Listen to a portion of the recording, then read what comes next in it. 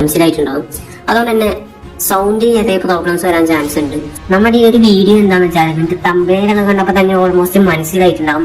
വെങ്കട് പ്രഭുവിന്റെ സംവിധാനത്തിൽ വിജയ് നായകനായെത്തുന്ന ഈ വർഷം റിലീസ് ചെയ്യാനിരിക്കുന്ന സിനിമയാണ് ഗോട്ട് അഥവാ the greatest of all time.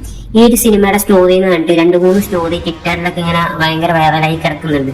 So അതിൽ എനിക്ക് കൺവിൻസിംഗ് ആയി തോന്നിയ ഒരു സ്റ്റോറി നിങ്ങളിലേക്ക് ചുരുക്കി എക്സ്പ്ലെയിൻ ചെയ്യാന്ന് വെച്ചിട്ടാണ് ഈ ഒരു വീഡിയോ ചെയ്യുന്നത്. സോ നമുക്കിനധികം ടൈം ഒന്നും വേസ്റ്റ് ചെയ്യേണ്ട, ഡയറക്റ്റ് എന്റെ സ്റ്റോറി കിടക്കാം. നമ്മുടെ രാജ്യത്തിനെതിരെ പ്രവർത്തിക്കുന്ന തീവ്രവാദികൾക്കും രാജ്യവിരുദ്ധർക്കും എതിരെ പോരാടുന്ന ഒരു സ്ക്വാഡിന്റെ പേരാണ് ഗോട്ട്. ഈ സ്ക്വാഡിൽ ഉൾപ്പെടുന്നവരാണ് വിജയണ്ണനും പ്രഭുദേവയും അജ്മലും പ്രശാന്തും. ഇവരല്ല ഗോട്ട് സ്ക്വാഡിന്റെ കമാൻഡിംഗ് ഓഫീസറായി വരുന്നതായിരിക്കും സിനിമയിൽ ജയറാമിന്റെ ക്യാരക്ടർ. അങ്ങനെ ഇവരതിലൊരു മിഷൻ വിജയിച്ചു കഴിഞ്ഞതിന് ശേഷമുള്ളൊരു സോങ് ആയിരിക്കാം വിസിൽ പോഡ് എന്ന് പറഞ്ഞിട്ടുള്ള സോങ്. അതിൽ ഗോട്ടിക്ക് വിസിൽ പോണെന്ന് കൃത്യമായി പറഞ്ഞിരിക്കുന്നതായി കാണാം.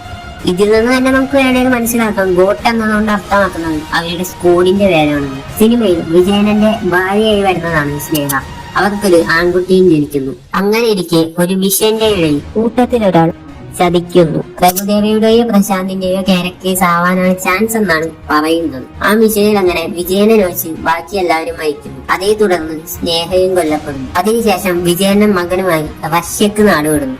അവിടെ ഊരും പേരെല്ലാം മാറ്റി ജീവിക്കുന്നു. മകൻ വലുതായി മീനാക്ഷിയുമായി പ്രണയത്തിലാവുന്നു.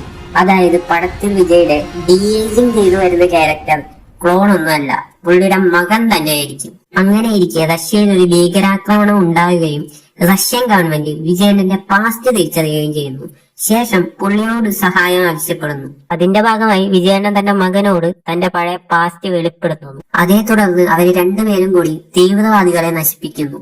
അതിന്റെ കൂട്ടത്തിൽ പണ്ടി എതിച്ച കൂട്ടുകാരനെ കൂടി അണ്ണം കൊല്ലുന്നു. സോ ഇതാണ് ഗോട്ടിന്റെ സ്റ്റോറി എന്ന് പറഞ്ഞ് സോഷ്യൽ മീഡിയയിലൂടെ വൈറലായിക്കൊണ്ടിരിക്കുന്ന സ്റ്റോറി. കേട്ടപ്പോ നല്ല കൺവീൻസിംഗ് ആയിട്ട് തോന്നി. അതുകൊണ്ടാണ് ഇതൊന്ന് ചുരുക്കി എക്സ്പ്ലെയിൻ ചെയ്യാന്ന് വെച്ചത്. ബട്ട് നിങ്ങൾ ഒരു കാര്യം ഓർത്ത് വെക്കാം, ഇത് ജസ്റ്റ് സോഷ്യൽ മീഡിയയിലൂടെ പോകുന്ന ഒരു ഗോസിപ്പ് മാത്രമാവാം. ഇതായിട്ട് ഒരു ബന്ധം ഉണ്ടാവില്ല സ്റ്റോറി. എന്തായാലും ഇതിങ്ങനൊന്നും ആവരുത്, ജസ്റ്റ് സോഷ്യൽ മീഡിയ ഗോസിപ്പ് മാത്രം ആവണം എന്നാണ് ഞാൻ ആഗ്രഹിക്കുന്നത്. സോ എനിവേ, ഞാൻ ഈ ഒരു വീഡിയോയിലൂടെ ഉദ്ദേശിച്ചത് ഈ ഒരു സ്റ്റോറി നിങ്ങളിലേക്ക് ചുരുക്കി ഒന്ന് എക്സ്പ്ലെയിൻ ചെയ്യാന്ന് വെച്ചിട്ടാണ്.